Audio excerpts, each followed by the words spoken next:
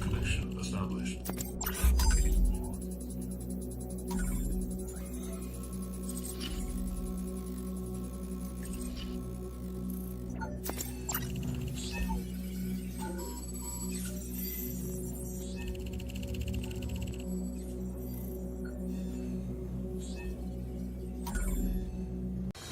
Hello, my name is Kimberly. I'm the host of Hard Facts, and I bring you the biggest stories driving conversation every weekday here on 95.1 Nigeria Info Hard Fact Show. I love to get your opinion and conjectures, but the facts you cannot dispute here on Hard Facts. Join me and let's talk.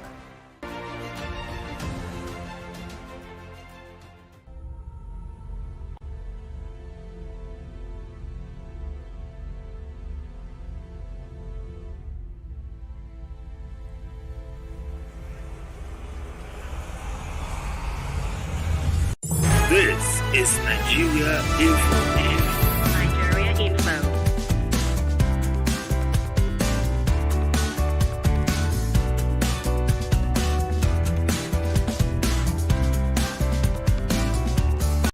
This is Nigeria Info.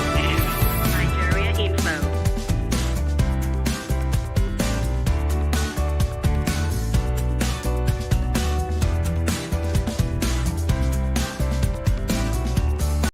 This is Nigeria Info. This is Nigeria Info. Ili, I was thinking, I was like, should I just remove my wig for 1 minute and allow ventilation go through?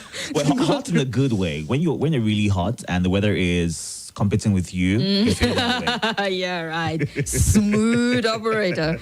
Well done there. All right, then. Well, if you're doing your hustle out in the element, like your everyday hustle is out under the scorching heat, I celebrate you. You're the real... You're the OG. Yeah, you are the OG. I promise you. Not all superheroes wear cape. So go about feeling like one, because it's really amazing that you're able to do your legitimate hustle in this weather and wear a smile on your face. Truly, and we do celebrate you for that.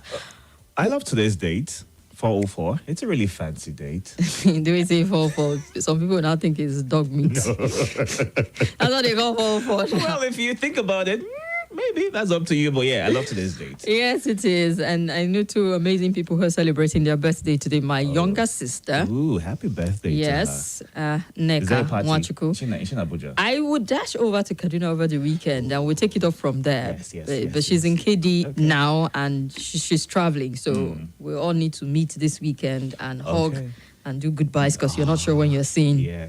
To take maybe a year or two or more to see. So yeah.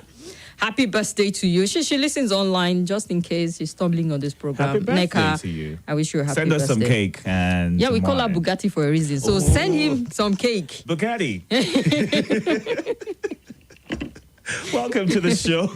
I hope that you're having a good day. We're going to go through some of the top stories on the round table today. And of course, as always, it's pretty interesting out there with what's trending, what you're talking about, and what is generally catching your attention. You can join live on YouTube and Facebook right now at Nigeria Info Abuja to follow our handles and, of course, be a part of the Nigeria Info family. You can also call in to share your thoughts when we open the phone lines for you and also send messages via the WhatsApp platform. The roundtable will be up until 4:30 and then we'll move on to another conversation. Oh, yes. And it will be interesting, packed conversation. Unfortunately, we're not having our guest today, but I assure you, God's grace, Dr. Majid will be here tomorrow. Yes. So before you start to ask her what exactly is going on, nothing much is going on. Dr. Majid will be here. I sent him a message and said, oh, yeah, I'm in town, so I'll be around. Something to look forward to. But today's show is going to be incredible, so please stay with us from now to the end of it. We promise you it's going to be intense conversation, and your contribution, your opinion matters a lot. We want to hear your voice. Even Ola from Lugo says, Kim, is as if you don't like to hear my voice. Ola, that is fake news. Deep fake. That is deep fake, man. I love to hear your voice and your perspective, so please be a part of the show. My name is Kimberly Nwachuku. Call me Kim, the Oracle, the Digital Oracle, OTF, the fellow madam. Madam Speaker, and I'll say yes to them all. The man in black. Yes, you is can your call me Itodo. Some like to call me Deacon or Evangelist or anything, any prefix before my name. That's okay. As long as it makes you happy, I'm fine with it. Yes. All right. We will get started with some of the big stories driving conversation. Ebere, I beg your pardon. Why did I want to say Ebenezer? Ebere Joseph Anuminis, who says, hi, Kim and Itodo, good afternoon and welcome to Hard Facts. Thank you so much. Stanley Uchena says, good afternoon, Kimberly Wachko. Nice meeting you here. I'm watching you live from Ontario, all the way from Canada. Good to know. I read this because somehow, for a long time, Ibrahim Hajara is always the first comment we get on YouTube. But I don't know what happened today. Ebere and Stanley beat Ibrahim Hajara to the first comment on YouTube. Nice. we have Chima on Facebook right now. Just says hi. Well, hi right back at you. Hope that you're having a good Tuesday. And of course, Tokbe is wishing Neka a happy birthday and blessings on her journey. All right. Great Amen. stuff.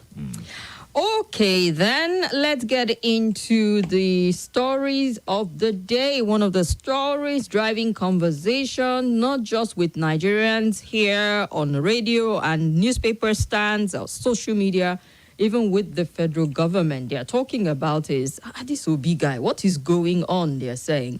And the federal government cautions Obi against inciting violence. Has it been in any way?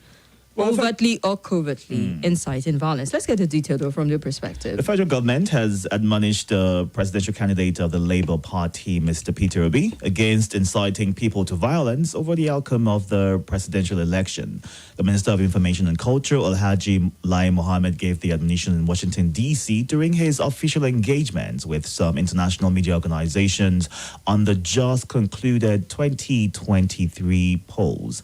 Now, during the interactions with the media organizations, Mohammed said it was wrong for Obi in one breath to seek redress in court over the outcome of the polls and in another incite people to violence.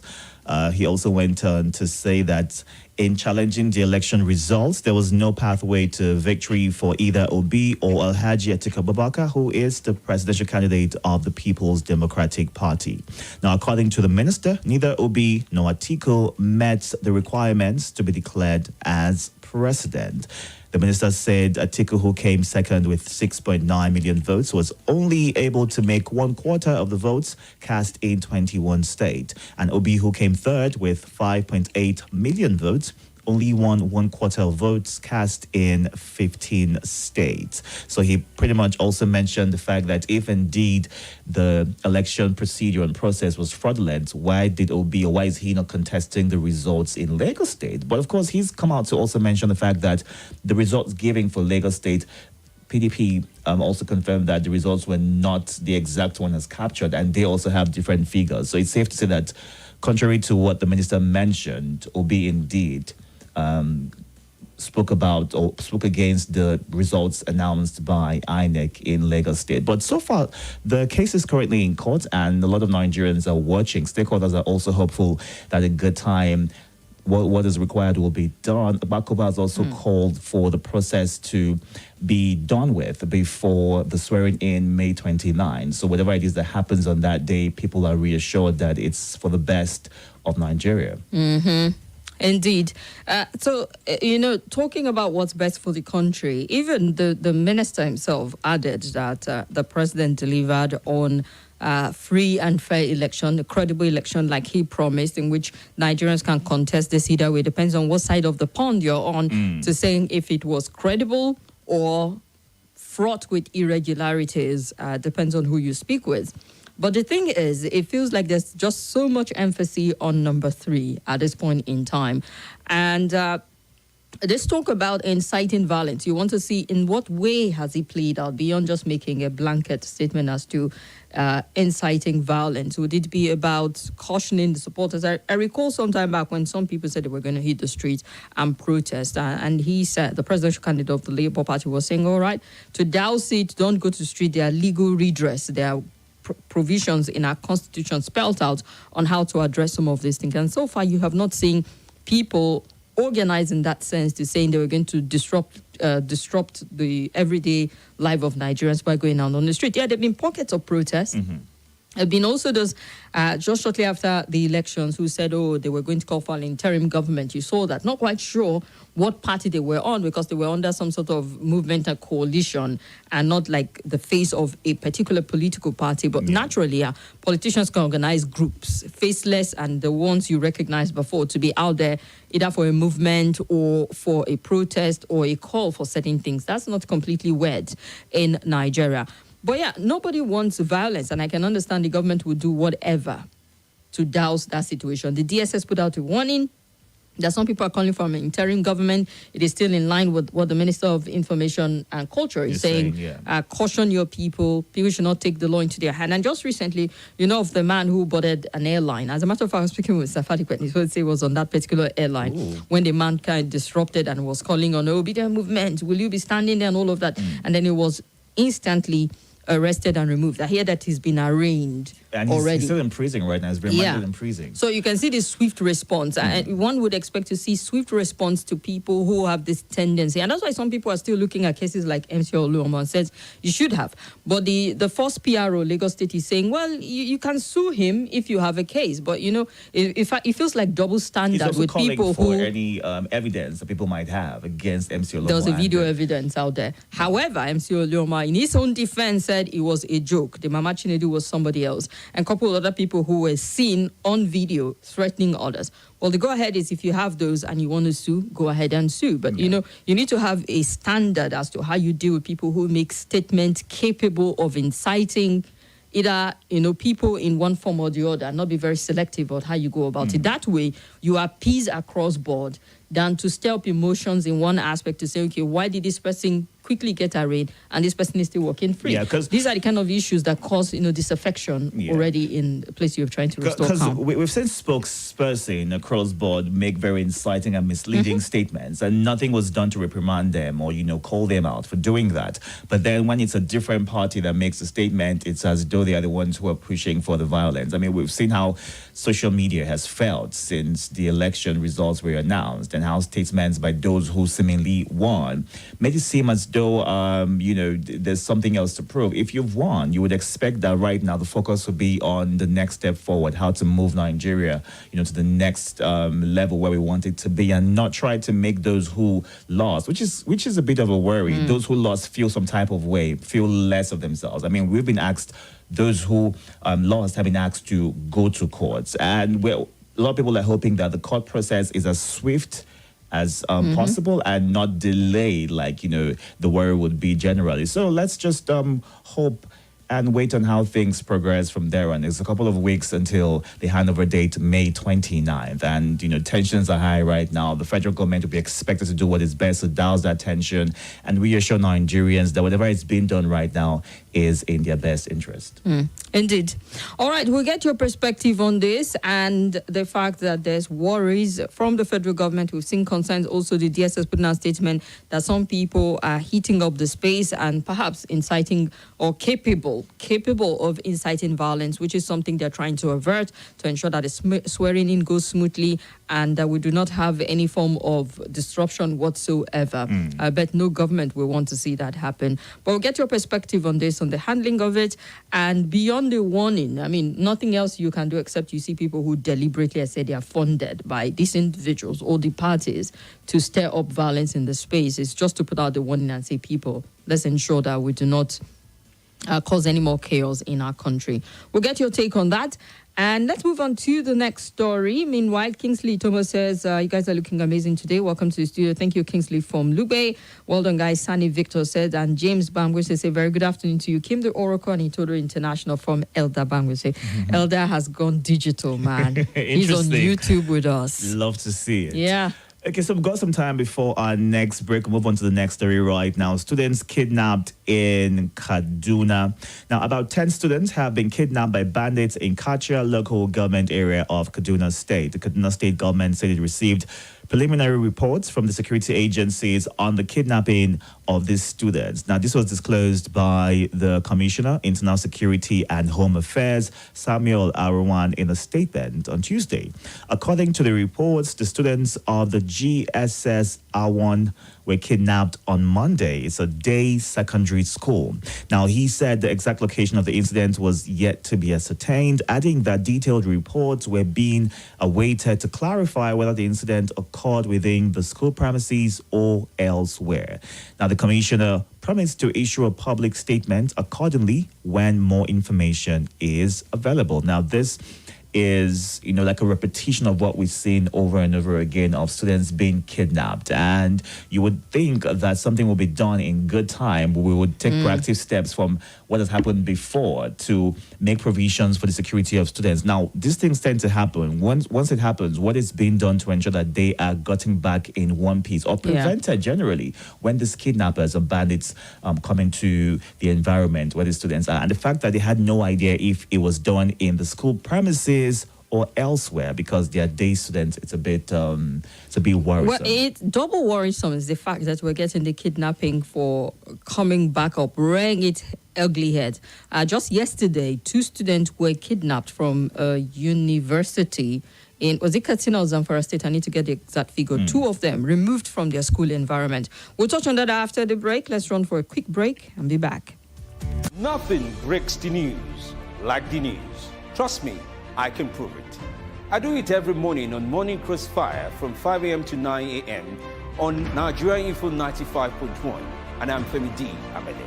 Join the biggest conversation around the national politics every day in a way that is trustworthy, full of passion, and yes, covers the biggest politics and the stories that matter to you.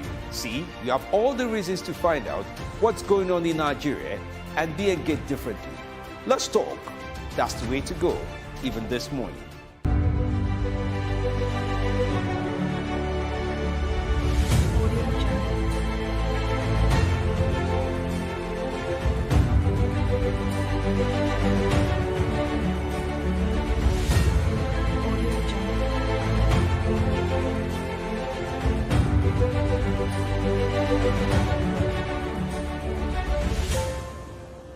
Audio Jungle.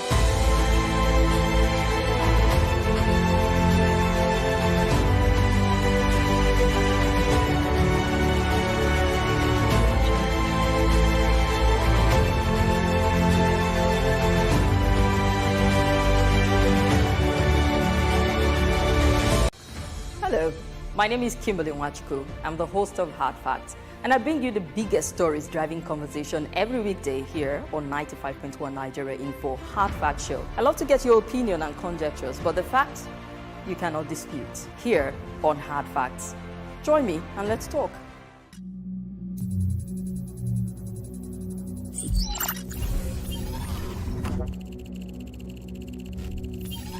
Connection established.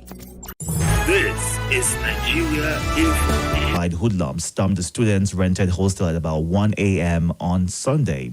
And he has gone on to reassure the general public, especially families of the victims and the management of the university, that efforts were being made to rescue the students. Now, so far, we don't know if any demands have been made by those who kidnapped them, but we can only hope and pray that in good time they are released, they're rescued, and they are brought back in one piece. Yeah. I mean, so you're going to see this trend taking. This is something for whoever is coming in. You have your job cut out for you. I mean, the security challenge is still pretty much there. I know it felt like we had some bit of quiet during the elections. It's just that the election stories were a bit more overwhelming. They were more in the news, making the headlines. Political actors were ensuring that the trend. We're always constantly talking about Wike and his boy band and the likes of it, and then the fallout of the election. It didn't mean that this went away completely, but now that we have much of that out of the way, you can pay attention to the fact that security is still pretty much a threat for us. From 2 university students in Zamfara State to 10 secondary school students in Kachal local government area. And just, was it yesterday or 2 days back, they imposed a 24-hour curfew in Chukun area, local government area of Kaduna State, because of some cult activities that snowballed into something a bit more violent and led to the deaths of people. This concern, security concern, is still hot topic for us, and I wish the government the very best in tackling this? It's still out there. I mean, when the government says it'll do its best to secure Nigerians, the question is how? What steps are you taking? What have we learned from all that has happened over the years? And what difference would you be bringing to the table in ensuring that Nigerians are safe? I mean, we've seen some states implement a bit of community policing in the sense of it. Is that something that is active enough to ensure that our society, our schools, our organizations, Nigerians in general are safe? Or are there little things we can put in place to ensure that more Nigerians are attentive to things that could be out of sorts and maybe report to the right authorities in good time? And these agencies who are being reported to have what is required of them to, go to these communities and safeguard them. Because you would hear reports that we reported XYZ to this station or whatever it is, and nothing could be done because they were not properly equipped to come out and fight these bandits or kidnappers. So these things have to be put into consideration by the administration, and we need to be fast about it. Indeed. All right, let's run through the third story to open up the phone lines and get the conversation moving. All right, the third story right here has to do with the petrol scarcity. Once you think it's gone away, it finds a way to tell you that, Is hey, it back? not quite, but it's giving like a warning sign. Worries over revenue, petrol scarcity as buyers shun Nigerian oil cargoes. With limited capacity to build reserves via deadweight tonnage of tanker fleets through the very large crude carriers, VLCC, Nigeria may be paying a huge price for lack of floating reserves. Already, over 20 cargoes of Nigerian crude oil, representing about 20 million barrels of crude oil and over $1.7 billion, remain stranded as buyers continue to shun the nation's crude oil. Now, this is happening amid the country's revenue shortfall, mounting debt, loan rejection, foreign exchange crises, and looming scarcity of premium motor spirit, PMS, and other petroleum products. Now, remember, recently, the China Development Bank initially rejected Nigeria's over $22 billion loan request, earlier approved by the National Assembly, just as the cost of borrowing continues to rise on the backdrop of inflation.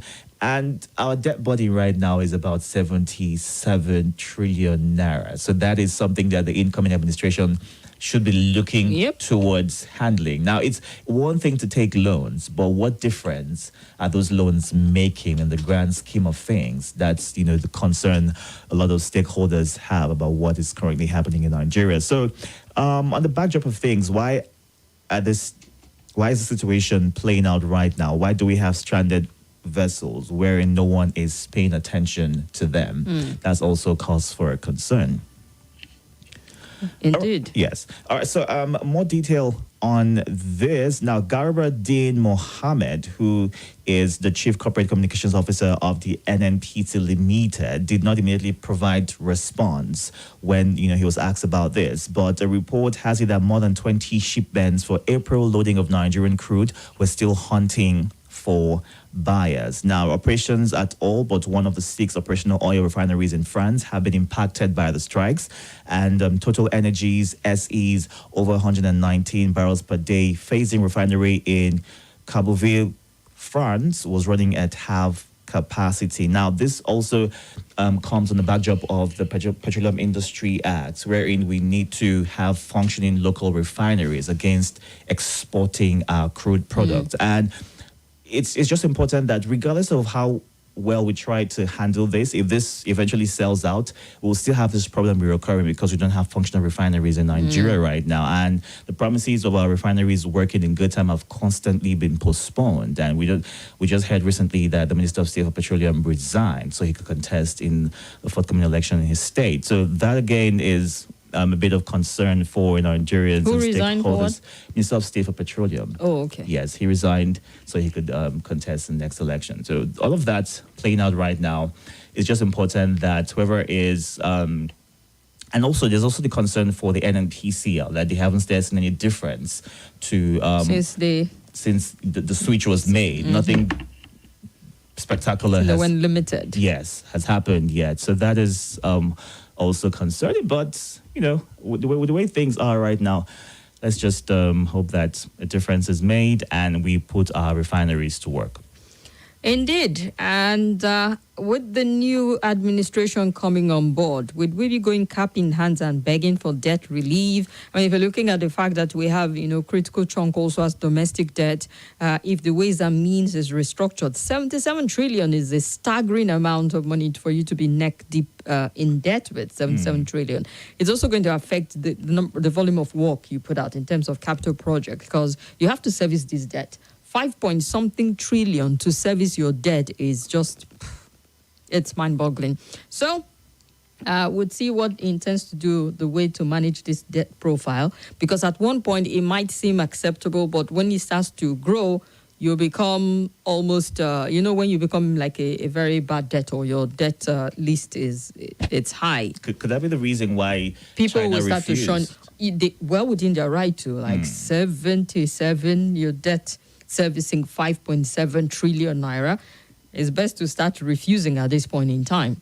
It's like someone who is owing repeatedly. They come, they're owing you, they have not paid one, and they're coming back and say, don't worry, we'll pay you. After a while, the person enters your black book, not because the person is owing you, and enters another special black book to say this person is not credit worthy at this point in time. So, these are the stories for the roundtable. I see our phone lines are buzzing already. You are welcome to share your perspective with us. 0700 951 0000 080 9597 4869. Those are the numbers to call. You can also call 080 9993 0137. Welcome to you. Hello, good afternoon. Good afternoon. Kim and Itodo. Welcome. Thank you. This is Mary. Mary calling from Gwagwalada. Go ahead.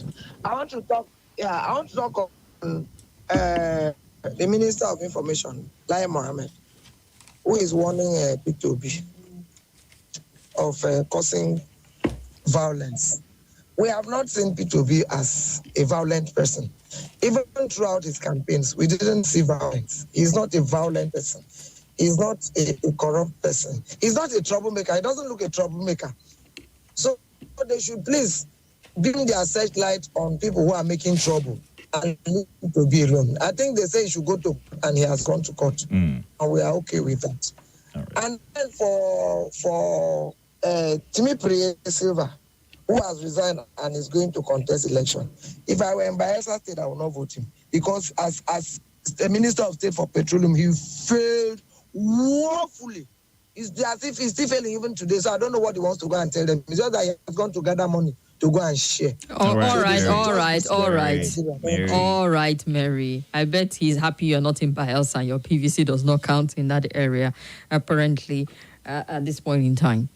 Welcome to you. Hello? Good afternoon. Welcome. Hello? We can hear you. Can you hear me? Okay. I just want to, my name is James. I'm calling from Kwali. Welcome, James. I just want to comment on the minister leaving Nigeria to address press on election. In fact, that is wrong as an issue. What has gone there to tell the international community is that Yakub Mahmoud did not conduct election. The person that conducted the election is the president. I don't know why our leader cannot reason. How would you go to Washington and say things like that? He didn't go to Washington and say Mahmoud did not conduct election. You're the one who is insinuating all this stuff. That is the impression he was given. To you, that's your impression. Thank you very much. Bye-bye. All right. Welcome to you. Hello. Good afternoon, Itodo. Good afternoon. Good afternoon, the digital oracle, Nagesheki. You're welcome. Mary from Gwagwalada. Good afternoon. How is your daughter doing? I wish her quick recovery. 10 students kidnapped in Kaduna again. And we also remember the two female students in Tempara.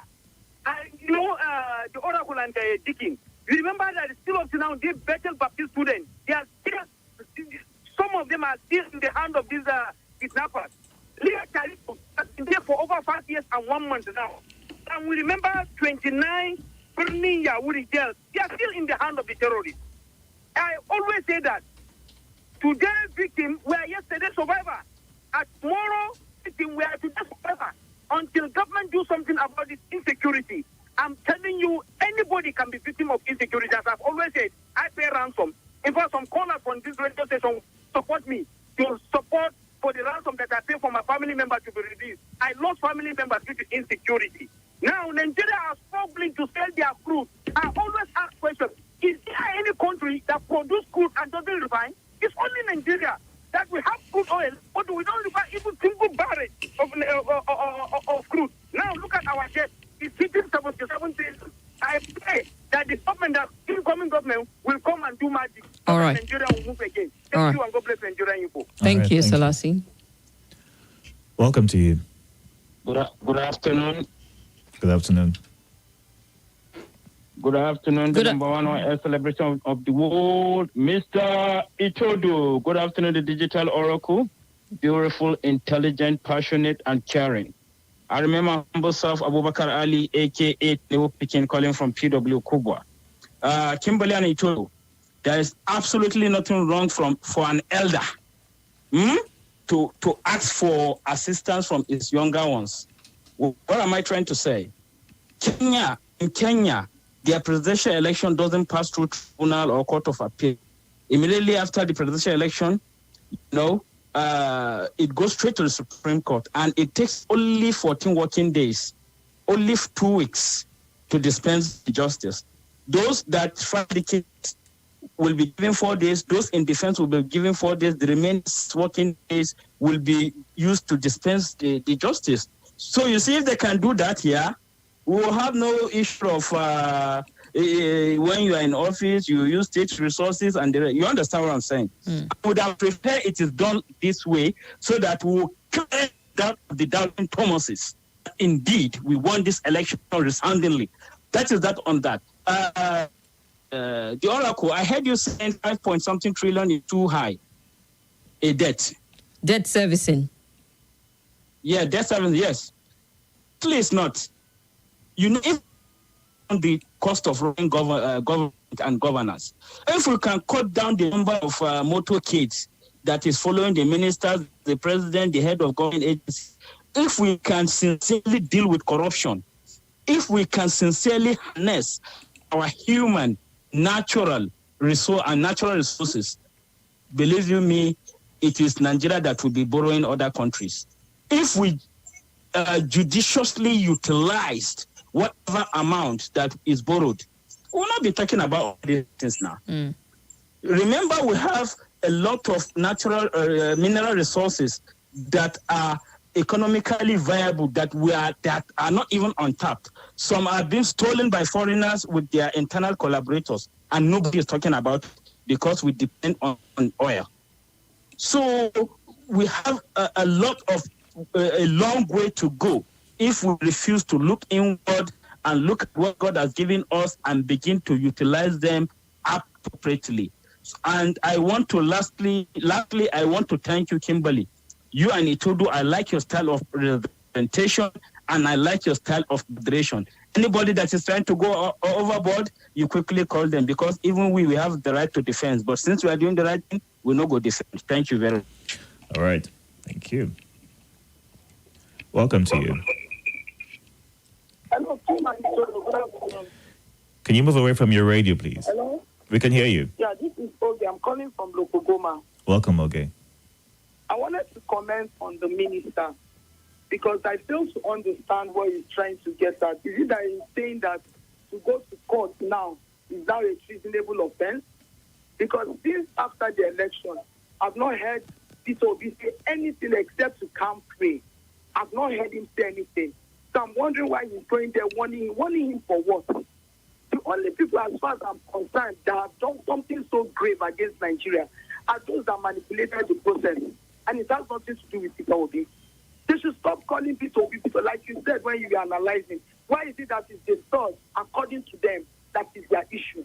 Someone that has not made any comment. Someone that has been calming the populace and has said, no, we are taking our case to court. Don't protest, don't do anything. Just let's wait on the court. And then you go to America, you are telling you, what is it for? What is it actually wanting him for? We need to get serious. Look at the case we are talking about. Students are being kidnapped again. Kidnapping has resumed. They are kidnapped from their schools. They are not kidnapped on the road. They are not saying anything about that. We're talking about fuel going to 750. They are not saying anything about that. We're talking about a refinery is not working. They are not addressing that issue. They are just addressing propaganda and fictitious events all over the state. All right. This is a serious country. Let's take it serious. All right. God bless Nigeria. All right. Thank you very much. Welcome to you. Hello. Hello. All right, you took your time coming up. Good afternoon. Good afternoon. What's your name? My name is Mr. Matt. Mr. Nat. Mr. Matt. Mr. Matt, go ahead. Yeah. You see all those problems where we are passing through in this country. It's from the government.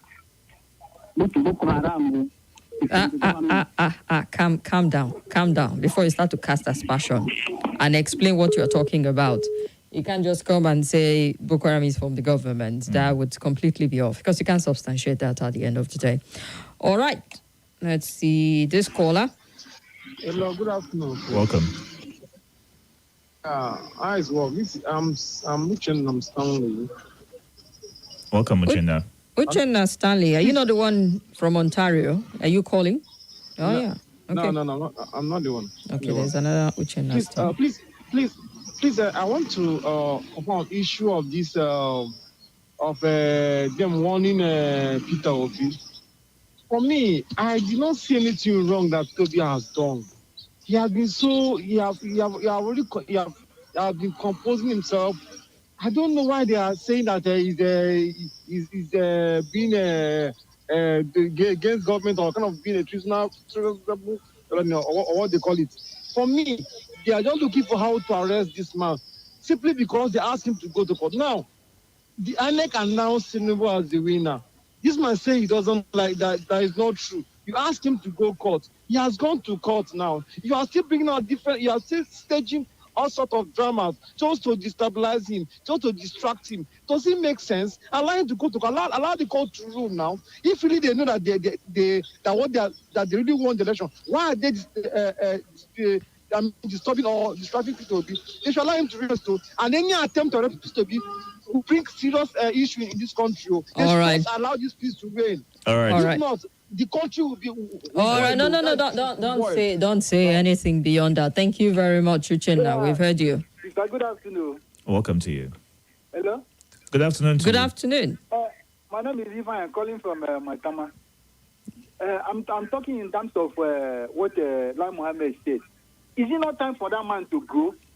Why is he talking this thing? His principal is still around. In the country. Let him go now. How do you say leave the country in peace? This one at peace. People are being kidnapped. People are being killed. Look at what is happening in this country. How did he meet this country? How did he come in? They should leave Peter Obi alone, though. Peter Obi, somebody they insult and they keep quiet. Just like they insulted Jonathan. Now they want to bring something. Just give a dog a bite to hang it. All right. What did Peter Obi do them? Because as an evil man. All right, that's all right. They say na hate speech. Thank you very much. Let's move on to. Okay. We've got some time, so we can take more calls. All right, I thought there was a break. Welcome to you, Itodo International. Elder. Welcome. Araku. You're welcome, Elder. All the way from YouTube. I greet you, man. We greet you, sir. Nigeria, this is Edabang Boshe. Nigeria will get better by the special grace of God. Amen. You see, what we need now, we need to unite ourselves. Honestly, look at the kidnapping taking place again. Federal government should try, because what they signed for is to protect life first and then property. All this property they acquire here and there and destroying life cannot take them to anywhere. They should please do something about this kidnapping. People are being kidnapped on a daily basis. These guys are coming out again. And federal government is telling us they will be on top of the situation and they will make sure, promising since how many years. And it's one of the strongest instruments they use against the former president, and this fuel wahala. And now look at those things are happening, and nobody is even saying anything. People's life are in danger. You can't sleep and close your eyes in your house. You can't travel on the road again. They should do something before May 29, please. And they should rescue all the people that was kidnapped. Many people are still in the hand of the bandits. I want to greet all the callers, Salasi and every other people. Thank you. God bless you all. All right. Thank you, Elder. Let's look at some comments quickly. Okay, going straight to Facebook right now. Paul Akoji says, do we still have a president? Where is he? Everyone seems very cold and silent. No one talks to us and not to talk to. How long shall we continue like this? And on YouTube, Nigeria is bigger than anyone. Every candidate should take caution and let the system work for all. Okay. And on what's up right now? Okay. Someone said Iyachukudi okay. Okay. All right. Femi, thank you for that. Point of correction. It's 2 weeks to file the presidential election case in Kenya, not 2 weeks to defense judgment. Lai Mohammed Shun to Peter B should tell us what the president has achieved in 8 years and why the government borrowed trillions after they promised to cut the cost of governance. May God help us. Mr. Godwin from Area 11. And Salisu Suleiman says, welcome on board. Kim and Itodo. Kim, I greet you. Okay. All right.